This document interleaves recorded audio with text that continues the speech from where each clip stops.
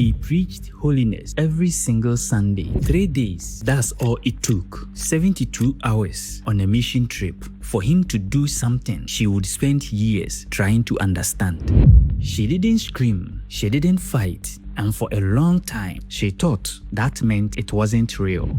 It was. She sent this story to me with one request. Please, make them believe me. The next Sunday, she sat in that same church, watched him walk to the pulpit, watched him open his Bible, watched him preach like nothing had happened. Nobody knew, nobody questioned him, nobody saw anything. And for 6 weeks, she said nothing. Not because nothing happened, but because she already knew what would happen if she spoke.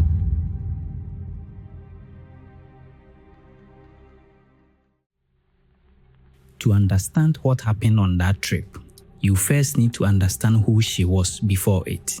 She grew up in the church, not the kind of person who drifted in and out on Easter and Christmas. The church was her world, her community, her family. She was the kind of person who arrived early and stayed late. She helped with the youth group. She helped with the food drives. If the church doors were open, she was behind them. She was in her mid-20s when this happened. Educated, faith-filled, by every measure, the kind of person this church was proud to call its own. She believed in people. She believed that a person of God was exactly what they presented themselves to be. She had no reason not to. She had never been given a reason not to. And then there was the pastor. He had been leading this congregation for years, charismatic in the way that makes people lean in when he spoke. The kind of man who remembered your name and even your birthday. The kind of man who made every person in that building feel like they were his priority. She thought it was a gift. She thought it was what good leaders did. She didn't understand yet what it actually was. She didn't understand yet, but she would. Because in a matter of weeks, he would ask her to be part of something that he called a calling from God, a mission trip. Mission trips are, on the surface, one of the most beautiful things a faith community can do. You go somewhere that needs help. You build or serve or teach. You come home changed, supposedly for the better. When he announced this particular trip, something in her lit up.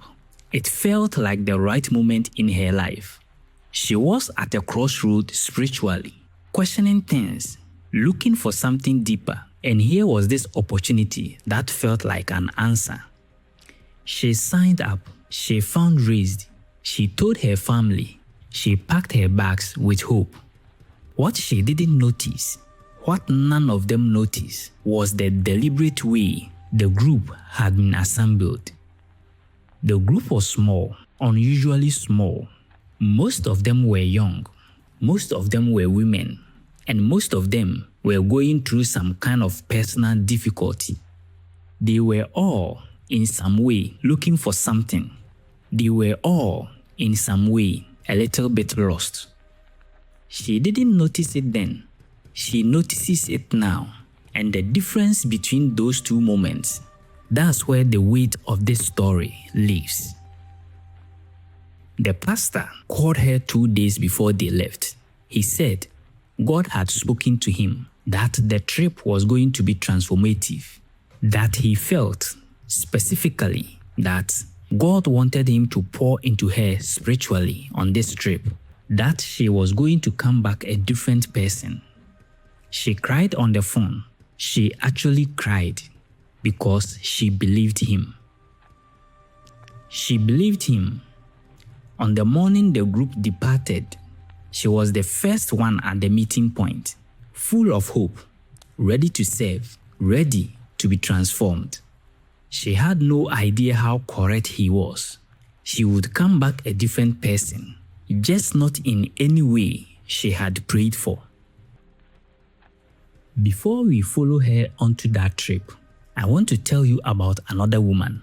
A woman who was in that same church every Sunday, who sat in the front row, who shook hands at the door and sang in the choir. The pastor's wife.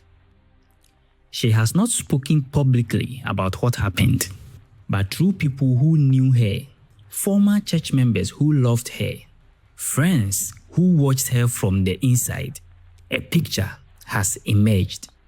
And it is a picture of a woman who saw things she was not meant to see and chose for a very long time not to look. This is what a former church member shared with us. She was the most gracious person in any room. She always had a kind word. She always smiled. But there were moments, just flashes, where you would catch her watching him across the church, and the smile would be gone, just for a second, and then it would be back, and you would wonder if you imagined it. The pastor's wife had noticed small things over the years, late-night phone calls he took in another room, certain women in the congregation who seemed to grow distant after a period of being particularly close to him, mission trips from which he returned oddly energized, oddly secretive.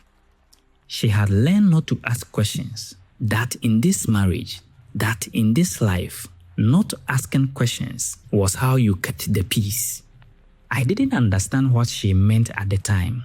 I understand it now. She was not a villain in this story.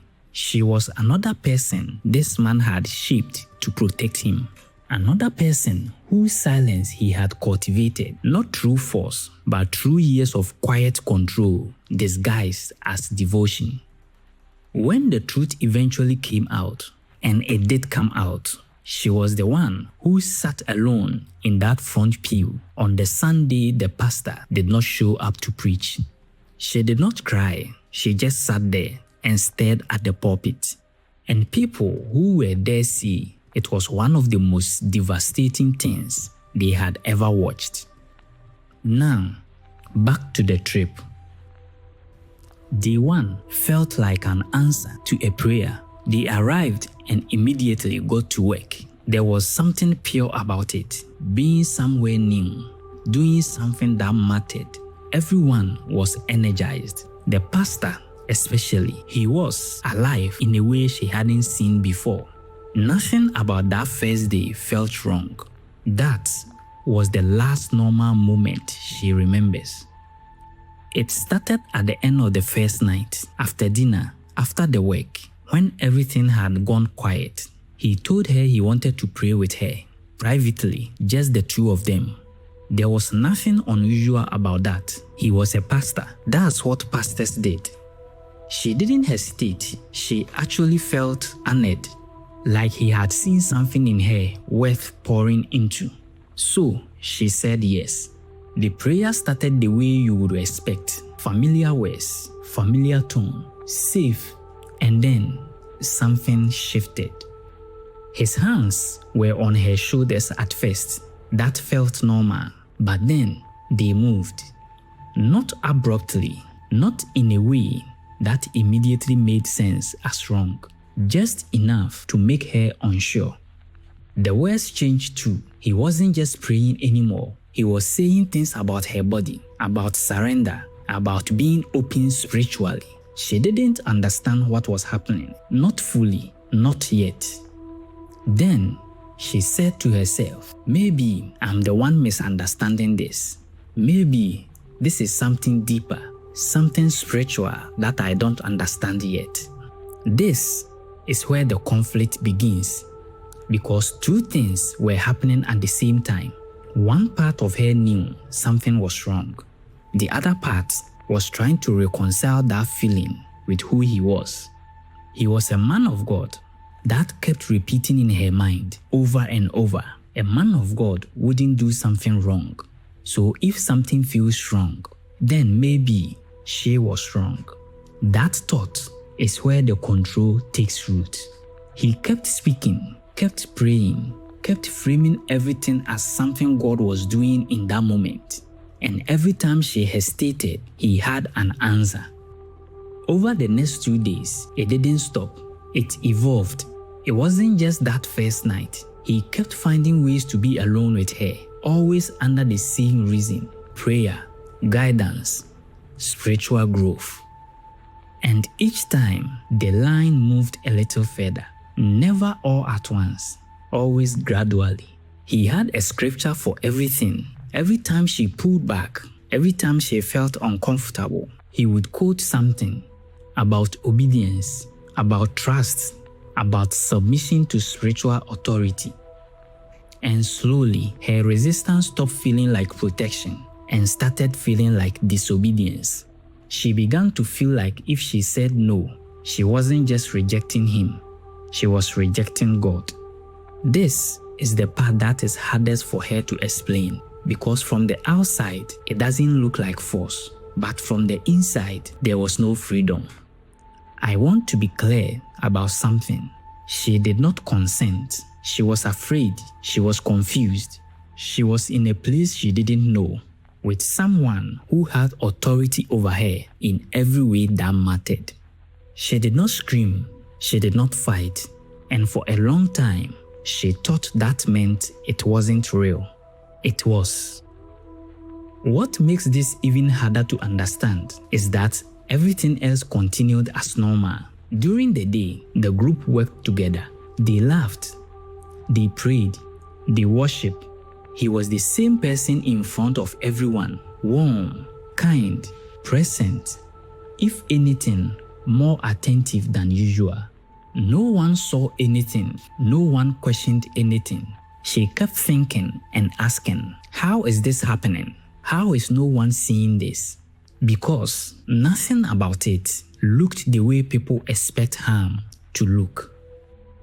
72 hours, that's all it was. 3 days. On the last day, he gathered everyone together, led worship, prayed over the group, smiled, and no one in that circle knew what had happened just hours before.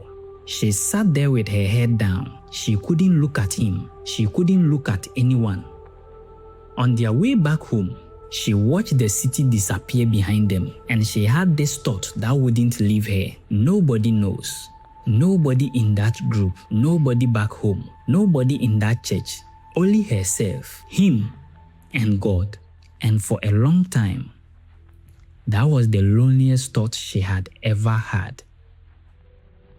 She came home and she did not tell anyone, not her mother, not her closest friend, not the elder she trusted most. She came home, unpacked her bag, and went back to church the following Sunday. He preached that Sunday about gratitude, about how the mission trip had been a gift from God, about the breakthroughs that had happened. He looked at her once during the sermon, just once, and he smiled, and she realized he was not afraid. Not at all. She sat in that pew for 6 more Sundays after that. 6 more weeks of watching him. 6 more weeks of listening to him speak about God's love and God's grace and God's protection. Every time someone told her what a wonderful pastor he was, something in her collapsed a little more, because she knew she was sitting right there, knowing, and she couldn't say a word. Why didn't she say anything? If you are asking that question, I need you to stay with me, because that question, as natural as it feels, misses everything about how this works. She was afraid nobody would believe her. He was beloved. He was respected. He had a wife and children. He had led this church for years. And she was, what? A single woman in her 20s who had gone on a trip alone with him, who had agreed to a private prayer session. She already knew what it would look like. She had already watched herself through their eyes and decided they would not see what she needed them to see. She was right to be afraid, and that is the most painful thing about this story. She was right. While she was sitting in silence, while she was convincing herself that no one would believe her, there was someone in a different city who had already tried. Several years before the pastor came to lead this congregation, he served at a different church, a smaller one, in a different part of the country. And there, a young woman, a member of that congregation, experienced something that she could only describe as a spiritual violation. She reported it not to the police, to the church elders, because that was what she had been taught to do, that the church handled its own, that the church was the right place to bring your pain. They told her they would take it seriously. They told her they had spoken to him. They told her that what she described could be interpreted in multiple ways, and that they had decided to trust in his character and his calling. She has not set foot inside a church building since the day those church elders told her they chose him. And the pastor, he was quietly moved. A transfer, they called it. A new opportunity.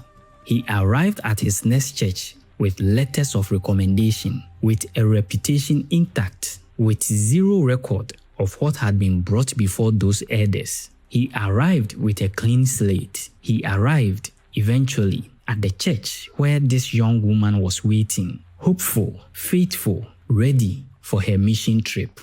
This is not one man's sin. This is a system that has, for generations, chosen institution over individual, reputation over truth, the shepherd over the sheep. And until that system is broken, these stories will keep being submitted to inboxes like mine, anonymously, because the women telling these stories still don't believe they will be heard. She eventually told someone, not immediately, not easily, and not in the way she had imagined she would. It was almost a year later. She was talking to a friend, a close friend who had nothing to do with the church, and something she said opened a door in her that she had locked and bolted and buried under everything she could find. And she just started talking, and she couldn't stop. Her friend believed her immediately, without hesitation, without a single question that felt like doubt. She just said, "I believe you." That's it. 2 words, and she fell apart, because she had spent almost 12 months not knowing if those 2 words were possible, not knowing if she deserved them, not knowing if they existed for her. She did not go to the church. She did not confront the pastor. She made a choice that many survivors make, the choice to simply survive, to get out, to build a life that he did not have access to. I have been telling stories on this channel for a long time. Stories about institutions, about power, about the space between who someone appears to be and who they actually are. And every single time I receive a story like this one, I am reminded of the same thing. The most dangerous people are not the ones who look dangerous. They are the ones who have spent years building a reputation that makes them impossible to question. If you are sitting with something like this, something you have not found the words for, I hope this story reminds you that the words exist, even when they are slow in coming, even when they arrive through someone else's voice first. He preached about holiness every Sunday, then came 72 hours on a mission trip, and nothing, not a sermon, not a prayer, not a letter of recommendation could make what happened in those 72 hours holy. Nothing. I want to ask you one question before you go. Is there someone in your life, someone in spiritual authority who you have never questioned because questioning them felt like questioning God? Drop your comment below and let's get interactive. If this story moved you, please share it, not for the views, but because somewhere, someone needs to know they are not alone in this.